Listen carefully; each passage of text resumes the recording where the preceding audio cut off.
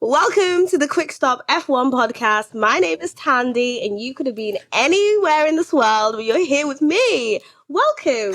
Joining me, as ever, is nobody because this show is mine today. But I did recruit two fantastic guests who I cannot wait to get started. By the way, I got the intro right. Can we have a round of applause for that? Thank you very much. And joining me, as per usual and as ever, is our Quick Stop Nepo baby, Tasha. Hello. And on the third roster is the wolf pack himself, herd in the pack. What do you do when you herd a pack? Anyway, who knows? We've got Jay. What's popping? How is everyone today? Lovely. Good. How are you? I'm good. I feel exhilarated after a long weekend. Do you? I'm ready to go back to bed, to be honest. Really? Yeah. I guess. I don't even know what day it is, to be fair, if I'm being honest. Jay, how's the day for you? Oh, it's good. Day's good. Yeah. It's moving. I'm about to get into some boat action after this. So, we popping. Wow. Yeah. Jay just comes on. Driving the boat. No shirt. Right. Talking about driving a boat. Right. Big energy. That's what we actually love that from you. Right. Appreciate it. So guys, we have a whole weekend to unpack. Which was the Hungarian GP. I first go to Tasha because she is obviously heads our weekend coverage. What did you and Mario talk about? Because I actually haven't listened to the full episode. Give a little taste of what you guys thought. So we are on Saturday, so we always talk about the post-quali situation. And so this weekend in particular was the ATA structure for quali, which basically meant that each different session had a different tire compound that they were mandatory had to use. So I don't know, we were just kind of talking about that. I feel like I really enjoyed that format for quali. I felt like it added that excitement that they've been kind of looking for with sprint weekends. And we talked about just a lot of random stuff that happened during quali. Just a little bit of scare that we got with, Mercedes and the first session and then Lewis pole at the end, which was the best part. I feel like the cherry on Big top. Shit. So yeah. What about you guys?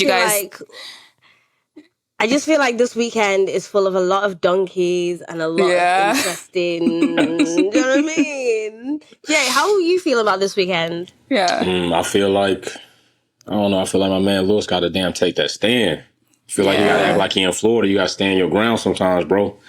The nice guys. Yeah, sometimes, I understand. I understand it all. The cost cap, the car, but at some point in time, you got to punch Max Verstappen in his mouth. Max is a bully, and at some point in time, you got to say, you know what? This motherfucker always trying to make everybody else decide either it's your race or your car. I'm finna do the same shit to him. So either he gonna back out or you gonna ruin this race, just like he did me in Brazil. At some point in time, Lewis got to put that nice guy shit to the side, the risk reward shit to the side, and just show Max I'm gonna fuck your race up if you gonna come this way. You got to do it. That's how you got to do bully. Straight up. Yeah, that's true. Exactly. I completely agree on period. And so our end result for Saturday was obviously Lewis on pole, George at 16th, was it? 18th. Yeah, he was down there. Yikes, I even gave him the benefit of the doubt. Yeah. Anyway, could never be my goat, but okay. So we've got George all the way right at the back. We've got Lewis right at the front. Facts. And then we have the Red Bull second. Yeah. And who did we have third? It was Norris. It was Lando. It was Lando. Lando, and then it was Piastri. Yep. So we're now moving into the times, etc. Yeah. Saturday was actually the best day. Sunday. Now I feel like the conversation online at the moment is everyone's blaming something or someone. And I would like to know, as Mercedes fans, because we're all Team LH up in here. Right. Well, maybe that's when we go into our donkeys, but who would you say is to blame for the Mercedes strategy on Sunday? No, we talking about between drivers, or we talking about strategies? We talking about total? Where are we going with? How far are we going with it? We can pick any of those. I have thoughts. Go as far as you want to go. Go as far as you want. Okay. All right, ladies first. Go ahead. Oh, I would love to hear your thoughts. Actually, all right. I'm gonna tell you. I'm gonna put 2/3 of the situation on Lewis for him not making podium himself. I'm gonna put that first turn before the damn first lap even damn near got begun on him. You got to check Max. And I understand that even if you check him, that means you ruin the race, but you got to check him at some point in time. And right now, it's not like you got a lot to fight for in points in the championship standings, bro. He's like out there by 140 some points. I'm not saying Lewis doing what he did in quali shows even more so than it's already been proven. He is the GOAT. He's taking less machinery, and I don't give a damn, it's 3,000s, 10,000s. It still came in before Max in a far superior car this season. So it's no question that he's the GOAT. But at some point in time, you got to do that. I'm going to give the other one to him with the Lando situation, bro. You keep up here with Lando and the old buddy head shake and Lando's awesome and Lando's great. Lando be shitting on you, bro. He be shitting on you when you're not sitting on that couch. Lando be shitting on you before you come in the driver's room when he said you ruined the party. Lando be shitting on you behind your back, bro, and in front of you in public. So you got to stop with the Lando shit. He should have pushed Lando wide. Lando was even expecting that was going to happen. And why didn't it happen? Because Lewis doing the thing he do. Like, hey, I want to be... Bro, that shit over with. You can't take the Obama approach. You can't take the Obama approach. When I say the Obama approach, I mean Obama came in. What did he do on his way out? Bro, you got 2 terms. You can only serve 2 terms as a president. On your last one, when you got ranked up, you should have wrecked house on this shit. I'm signing this. I'm parting this. Y'all can't fuck me up. I'm up out of here. I'm finna do everything I can to make it happen. Right. That's what Lewis is gonna have to do. You can't worry about being the only one, bro. You got to make sure you set the tone. If you are the only one going forward, it might not be another person, another black driver that might come up and get that opportunity. It might not be another black driver that's going to represent blackness to being great in Formula One. And it's not all about race, but come on, let's not bullshit each other. How many other black drivers we see on the grid? And since the time Lewis been in Formula One, so that is the point, and it's been an issue. So you got to stand tall and pop up, bro. Like, this shit got to stop. And then I'm going to go ahead and give Mercedes their shade, period. You built a shit car. All right. Yeah. So out from that 2 seasons, I mean, it's sad to say Lewis Hamilton ain't seen pole position since 2021. So think about that shit. Yeah. All right. So you did that. But then the other day, you waited too late. And that's Mercedes' problem. They wait too little too late all the damn time. Yeah. It's like they refrain. It almost felt like we actually only had pace towards the last lap, which is low fuel. Super concerning. Ridiculous. Yeah. Right. Super concerning. Yeah. Tasha, onto the GOAT talk, because I see you on Twitter and I know you love it. So give me a little bit of your taste of what you actually think of the situation. I mean, I agree with Jay a lot. Like, I do feel like I wish Lewis would kind of return the energy that he gets sometimes. Like, it's really, it is hard to watch. I get his position in general. Like, one, he's the eldest one of the elders on the circuit. So he's trying to be that big brother sort of figure for everybody. But at the same time, it's like the constant digs, the shade, the like doing whatever they can to like fuck up his race. Like, he's in a whole different headspace and they're just like on that old shit. And so it's like sometimes I feel like you need to match that energy. But with Mercedes, like the strategy team, like, you know, there was a point in the race where everybody's, changing tires. Mercedes, once again, it's like they're just out. Like, when are we going to pit Lewis? Like, he needs to respond to some of these, the undercut and shit that's happening. So it's like, it's very difficult to like leave a weekend not frustrated at the whole like ecosystem, because it's just sort of like, we don't have the fastest car. Like, the place where we could make up spots is on strategy in the pit stops. And it's like the pits are slow. We're losing places, precious seconds in the pit. Like, we're not stopping when we should. It's like, we don't have the fastest car. So like now we have to kind of like think our way out of these situations, and it doesn't feel like everybody's on that. And then of course, then you have the car where it's like from roughly lap 3, Lewis is like having to lift and coast. The brakes are already overheating. Like, it's just sort of like everything that could go wrong went wrong. And it's sort of like, it's the little shit that adds up that feels like, as a team, I just need everybody to sit down and like have a little come to Jesus moment and figure out. Have a little, like, hold hands. What are we going to do? Let's all open our pack lunches, share each other's cheese strings, and see, can we make kumbaya for the team? Right. Can we do something? I completely agree with everything you are saying. I do want to put emphasis on Lewis Hamilton as a driver.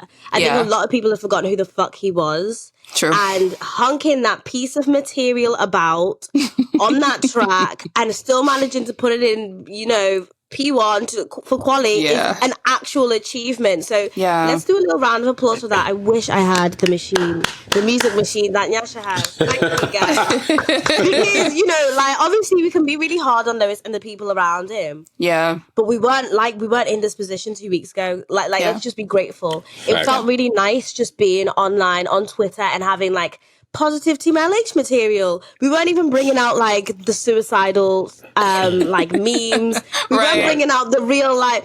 I have seen some concerning tweets from some of you guys from TMLH. Like, you guys really are emotional. And, you know, it was so nice to kind of see us all collectively kind of be like, yay. Like, for once we have something to celebrate. Yeah, exactly. Yeah. I got a text. I was at a spa and I got a text from Darius, and Darius was like, where are you guys on the social media? And I was thinking, oh my God, yeah, because we must be doing something amazing. And I look, and Lewis is in P1. So let's not dwell on Lewis. Let's not go too hard on my goat, because bloody hell, guys, we bloody needed that. They were looking at us crazy. We were calling this guy a goat with no actual evidence in the past like 6 months to 12 months. You know what I mean? So here we are. And we've now got a picture of something. Well, rightfully so. Yeah. I don't give a damn if it was 2 years. Exactly. Do you know what I mean? We can't just come on as a Quick Stop F1 podcast and just start going in and be like, well, Lewis did this. And we'll get him out the way and then we're going to go on everybody. Right. Exactly. Real people gotta keep it real with fair you. play. Fair play. It's one of those ones, isn't it? Like where you don't tell family off in public. You say, true. You know, Right. Nobody wins when the family feuds, you know? Nobody so it's wins when the family feuds. Yeah. So, you know. Also, gorgeous garms, Lewis. Gorgeous garms, as per usual. Now, what I want to talk about is, did anybody see that interview from Lewis where he was like, he was looking everyone dead in the eye and he was like, the Red Bulls have definitely slowed down. Yes. Look into that.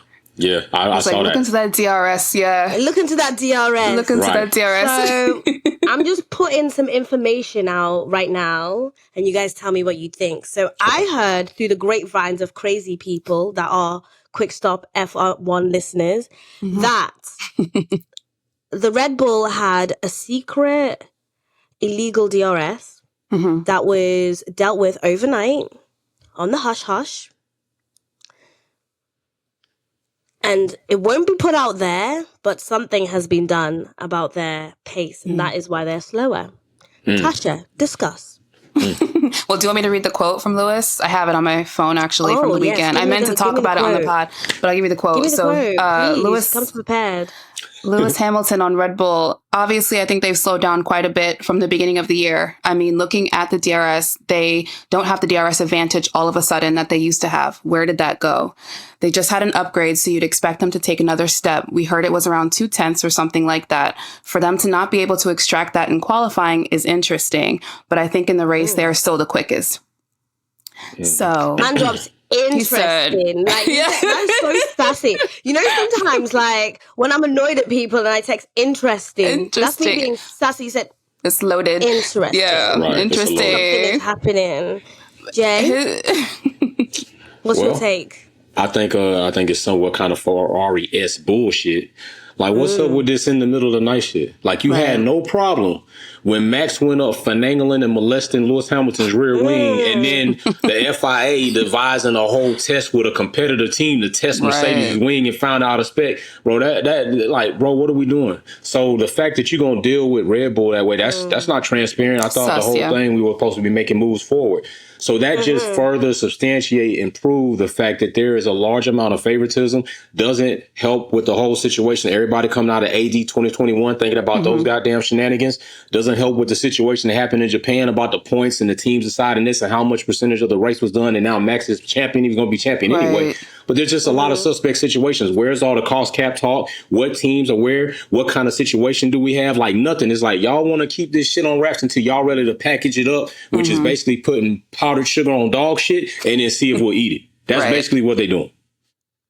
I also want to know so much more about this secret Formula One underground railroad that they've got going on recently. Not because the it's the same railroad. It's the same railroad that brought in the McLaren freaking vibranium, whatever ingredients that put them on that. So I would like to know, how I too can get a ticket to this underground railroad. And who's beaconing it?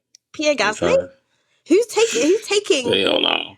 He too busy. He too busy fucking his team up. He too busy wrecking cars out. Right. They the new Haas. Hey, yo, guys, quick question. What's up? Team Yuki or Team Daniel Ricciardo? I'm Team Yuki. Team Yuki. Yeah. Yeah. You know, For a very good reason, too. They got to put some respect on Yuki's name. They disrespect that man too damn much. Like, I understand the whole situation. Nick DeVries came in, but they down Yuki like, you know, well, screw you. We got Nick DeVries coming in. And I understand his resume says that he should come in and start proving himself. He came in and shit the bed, didn't bring groceries home, came home with no paycheck, wondering why the lights is off. Yuki was due and he was not paying the bills. Right. Yuki was at least going down and stand in line and bring some boxes. Exactly.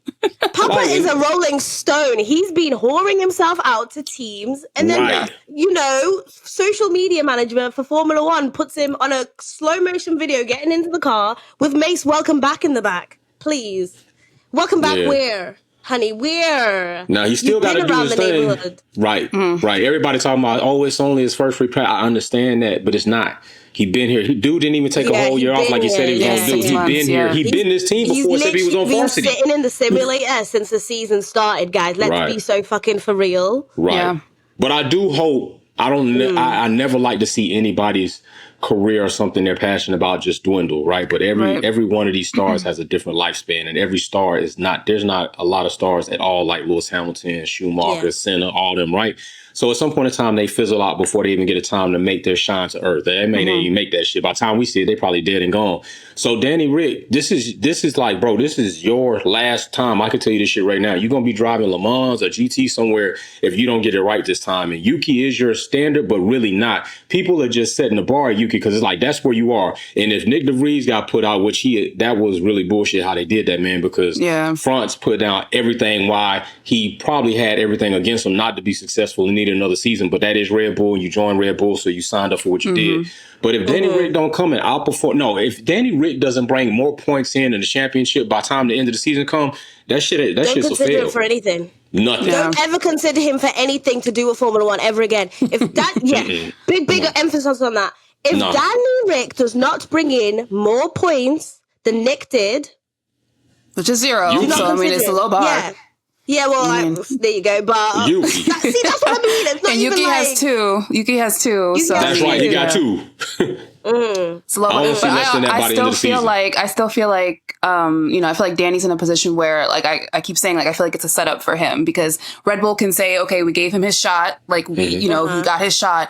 But I really feel like the statistics, the probability of him getting those 2 points or even more within the next, like, 12 races is extremely low. So it really is like, he can fight like hell or whatever, but that car has limitations. The team strategy has limitations. Like, you know, there's a reason why Yuki has only been able to score 2 points in that car. Like, it is not an easy car to drive. It's not a good team. Right. Altogether. So I feel like Danny, I feel like he sees this as like, this is my shot to get on Red Bull. And I'm just like, I hope that there's some metric that they are not sharing with us so where they feel like, you know, we can test him and this works out for us. But I feel like if it's based off of like race results, I don't really see what expectations is he going to be exceeding? You know what I mean? Like, I just feel like it's a setup for him. But Red Bull can say, we gave him his shot, you know, and then give somebody else a seat when Checo leaves. So that's what I'm saying. Like, I don't really feel like it's earnest that they want him there.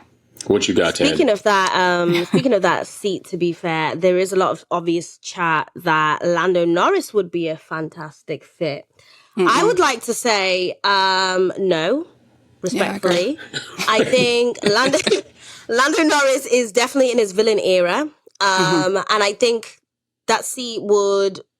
I don't know if anyone used to listen. This is for the OG Quick Stop F1 listeners. But at the start of the first season of F1, I'll say, of Quick Stop F1, we used to refer to that seat as the haunted seat. Because nobody would ever sit in there and actually do anything that was great.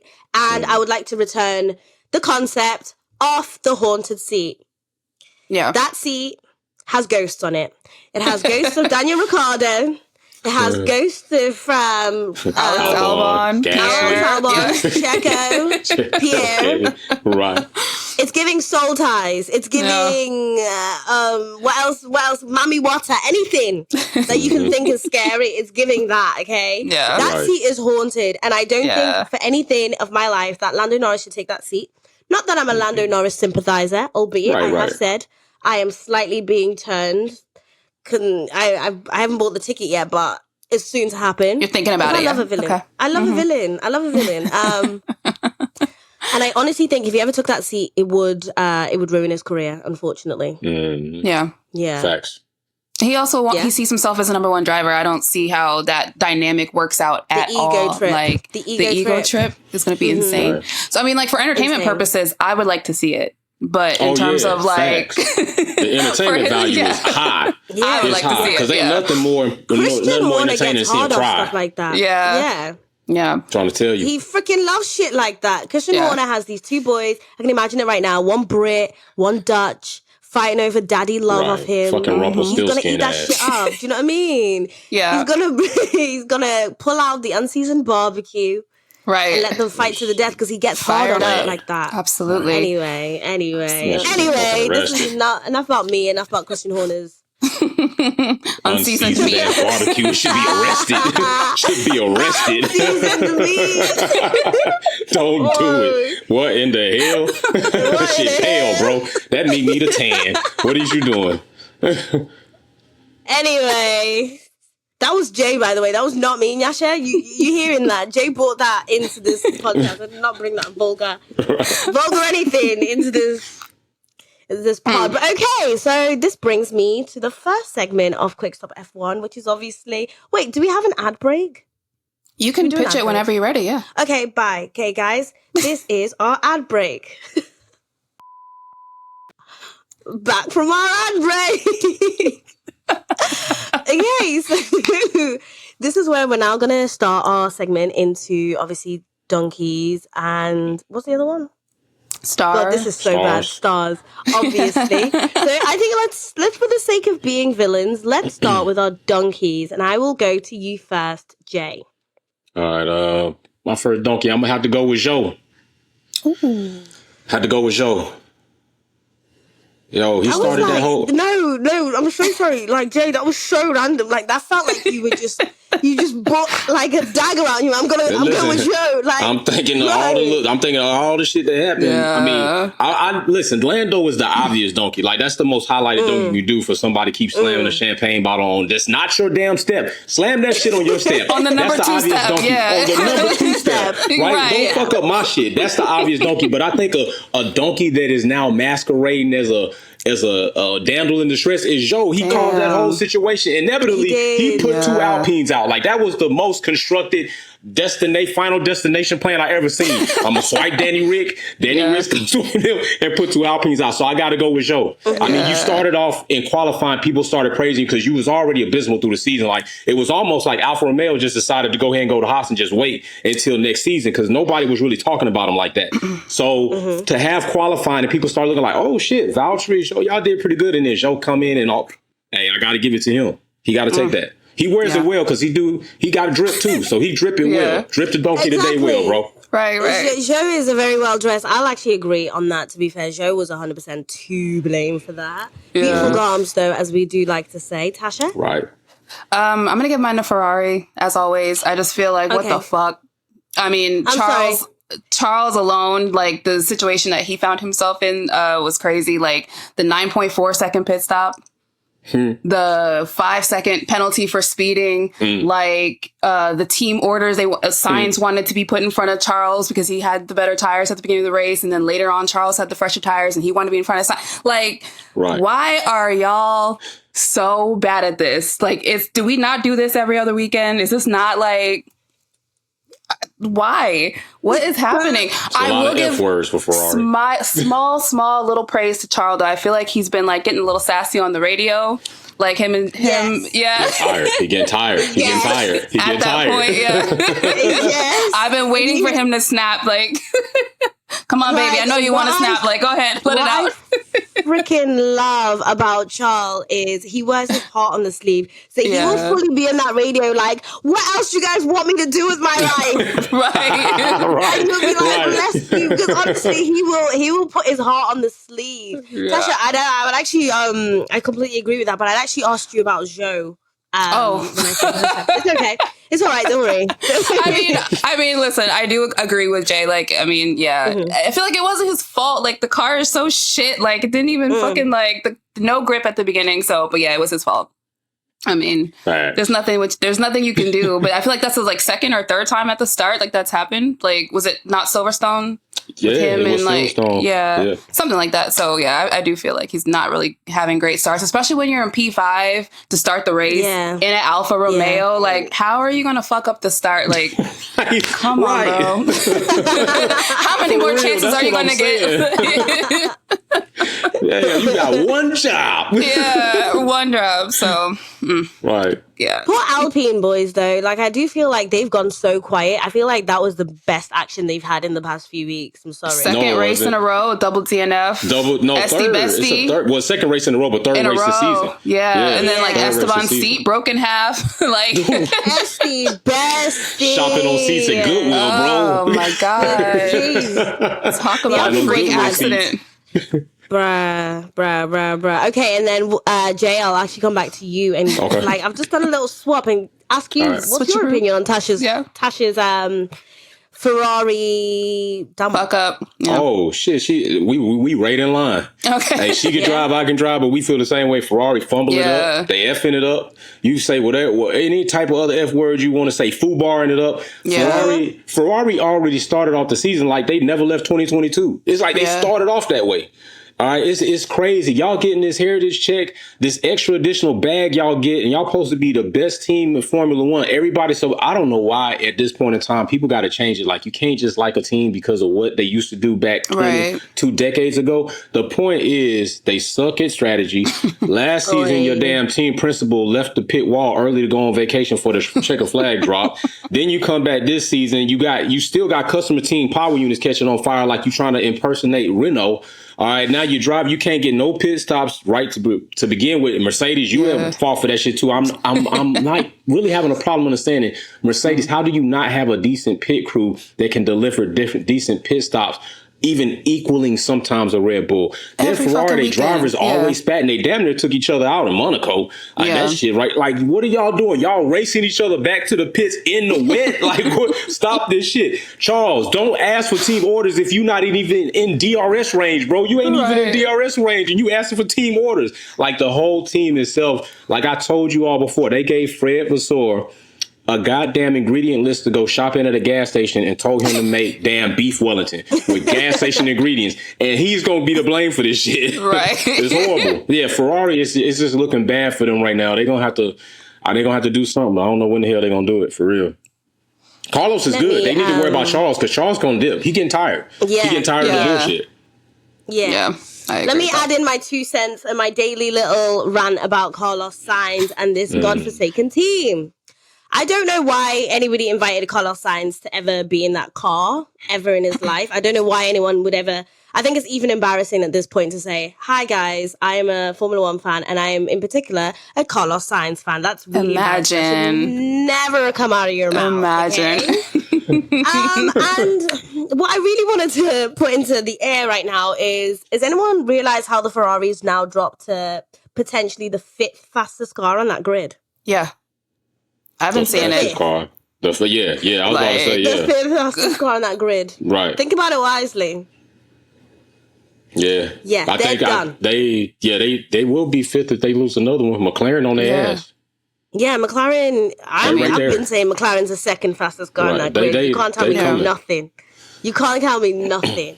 Carlos Sainz is embarrassing. If you are a Carlos Sainz fan, I am here to rehab you and transform you to a different fan basis that doesn't embarrass you every single second of the sport and the season going on. But anyway, did you see his press conference when he got asked about that Spain?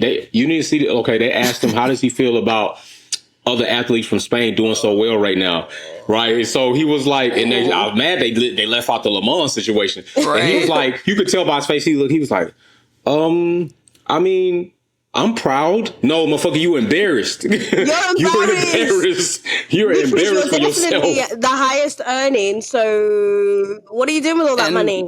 No, not in the sim. God damn it. Ciao. Anyway, okay. Right. So I think so we're doing donkeys. I am going to pop the Mercedes pit stop into the donkey Valid. part because okay. Right. Let me breathe before I talk about this. Right. What you are dealing with is a piece of machinery, my friends. You are not dealing with a donkey. We are not dealing with a go-kart. We are dealing with a car that you have put forward for the 2023 for F1 GP. This is what you have put forward. Mm-hmm. It's simple, guys. We've done this. How many races in a week? 12. We've been doing this. 12 rounds. races. 12 rounds, guys. 5, 6, 7, 8. 1, 2, 3. And yet you still can't get it right. They're dancing on the 1 and the 3. Yeah. So we've had like this decorated, we've had this absolutely decorated weekend. Yeah, this decorated Saturday where we've been like, look at our goat. But I know for a fact, deep down, Team LH, we knew something bad was going to happen, and we knew exactly where it was going to come from. Right. And that is not the general consensus for other teams. That is not what other teams are worried about. Other teams are worried about having shit drivers. We are worried about having shit machinery that nobody knows how to fucking work. You're right. With speed, right? The same people who've been hired to do it with speed. Oh my God. Who do we fire? Who do we talk to? Whose job is it to... Guys, we had this conversation last year. We've been having this conversation. It's like, obviously at the start of the podcast, you guys were talking about like, Lewis needs to put his foot down. Right. I think he is putting his foot down, guys. I think he is. So what now? What do we do? Yeah, everybody needs to go. Kids? Do we hire those kids that were on Sky F1 the other day? Because they seem to have better knowledge. Zach would change that tire in like Zach would 1.5. He'd be like, babe, what's hard about this? Like, what's the issue? I don't understand. There's a lot of things I can do. Oh my God. Right. I hate giving Red Bull their props, but I have to give them their props. I hate it. Because I watch them do it every time and I'm like, wow. Yeah. This whole like, oh, well, Mercedes isn't worried about it because when they had the fastest car, like they weren't. I'm like, that doesn't make any sense to me. No, thank you. Everything should be fast, whether or not that you can be 30 seconds down the road, but the fact that you can still get a tire on and off in 1.9 seconds. And why is it taking us nearly 3 seconds? Sometimes down 4. Lando Norris is faster to snitch than our entire freaking team. Like, oh, hell yeah. He the snitch of the year. Come on now. Quicker at snitching. So we need to go ask him. Like, he's fast too. I will not even make it up for it. Like, ridiculous. The mentality on Mercedes right now is crazy. I feel like because we're so not used to losing, it's just nobody knows what to do. Like, I think everybody is just fucking losing it. I think it's really caused a civil war amongst the fandom, though. That is what it's caused, like a civil war. This criticizing the team. Criticizing the team, having a split between are we Team LH or are we Team LH predominantly only the driver? Are we looking at George like you could have done more? We're looking at him sideways some weeks. Weeks we're happy when he's on his downfall. Guys, this is a mess. I think it's a difference though. I think it's a difference to look at that and understand like shit's going on, but you can't like this shit happens. Like people that are caught in such a downward spiral about what's happening with Mercedes, you gotta have watched other dynasties come up and then have their falls. Like, so if you understand that Formula One is no difference, you can't think that Mercedes was gonna go on some long lifetime run. Even at the end of Lewis's career, when he decided to retire, it was gonna take a dip. The fact that Lewis Hamilton is there doesn't change the fact that things will happen as they happen now.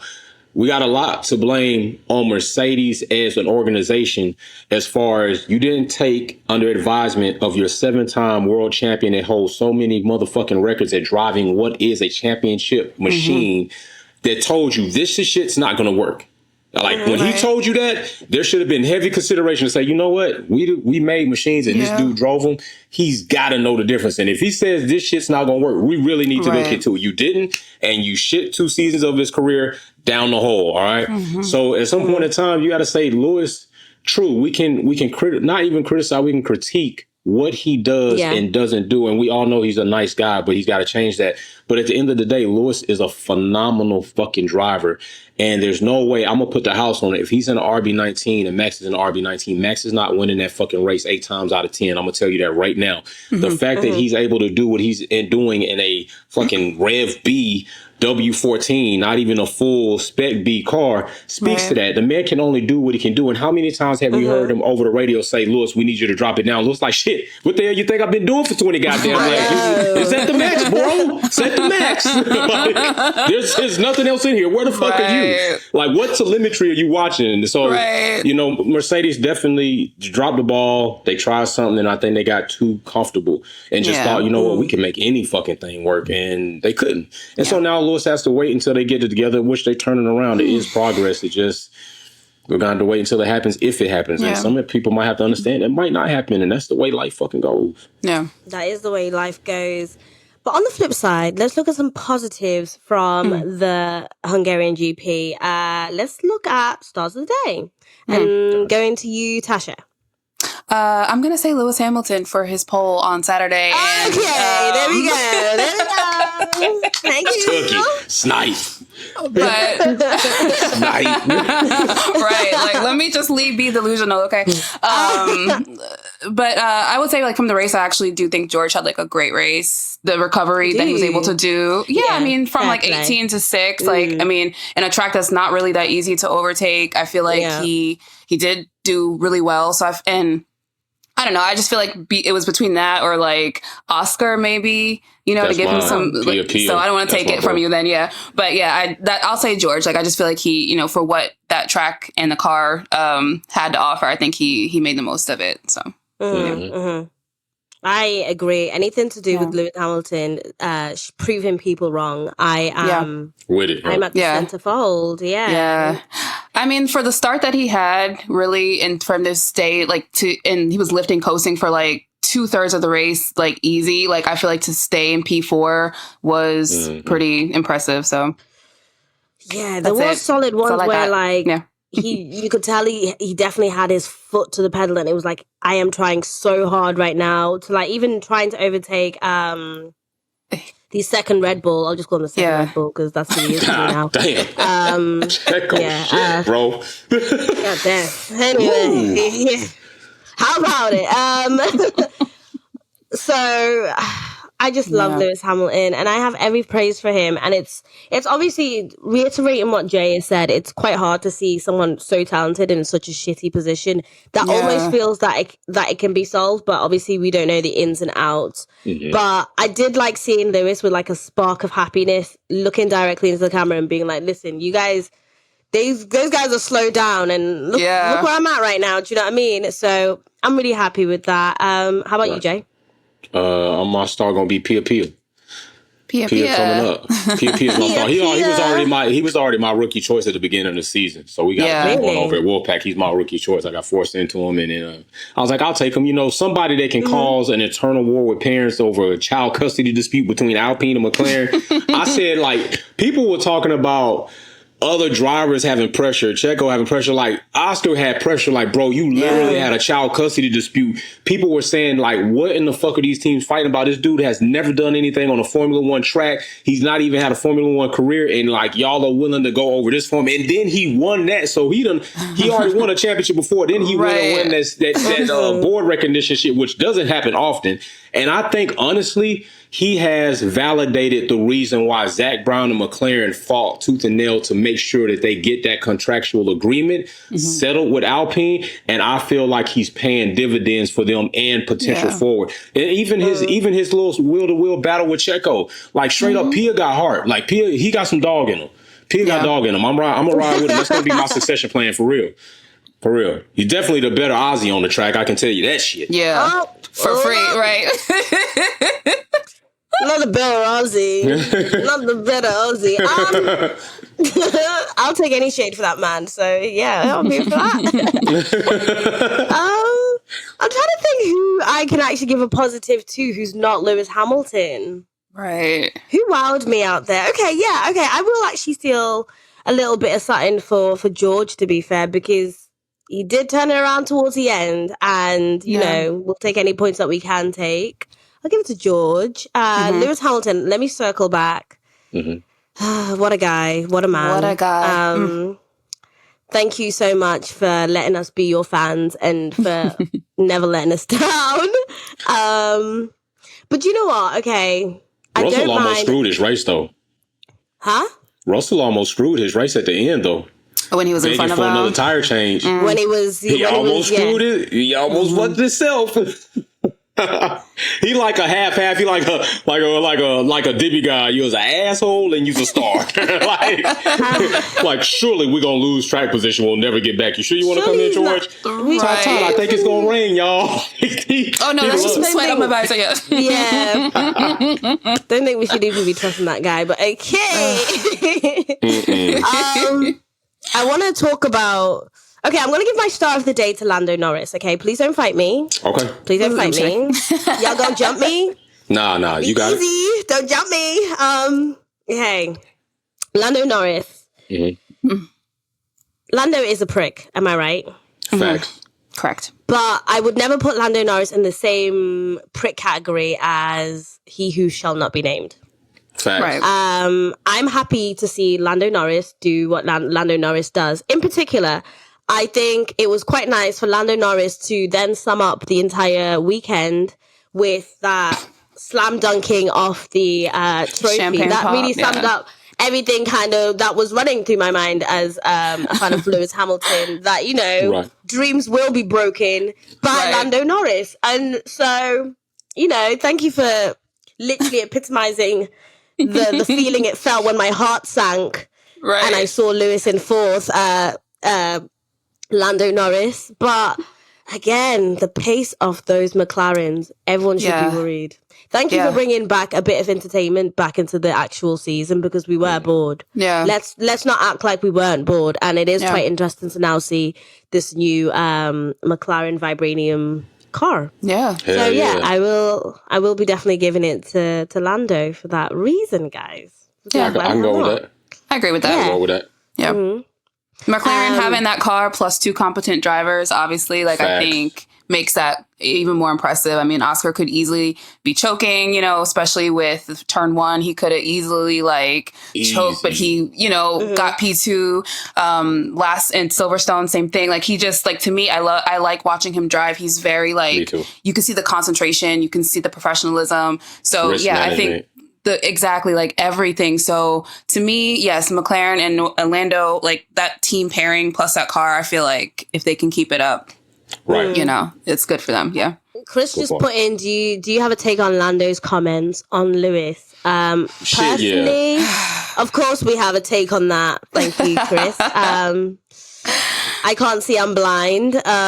It's not even like, okay, it's not like we're befriending him, okay? It's kind of like, I see you over there. I know what you said about Lewis and what you think you can do better than Lewis, and you've been saying shit about Lewis, but I'm giving you accolades because I can see that you're in a fast car, and it was quite nice to kind of see you do well for once, because where have you been all season? That's my take on Lando and Lewis, to be fair. I'll always take Lewis first, innit? Right. I just think it's fascinating, like, when a person gets two second place podiums in a row, how they start talking kind of reckless. But that's just me. That's just me. Yeah. There's a little chip on his shoulder, innit? Yeah. He gonna end up being the fucking second Alonso. You'll never see me off podium again. Motherfucker, you haven't done shit but get further away from podium. You went 5, you went 7, now you're 9.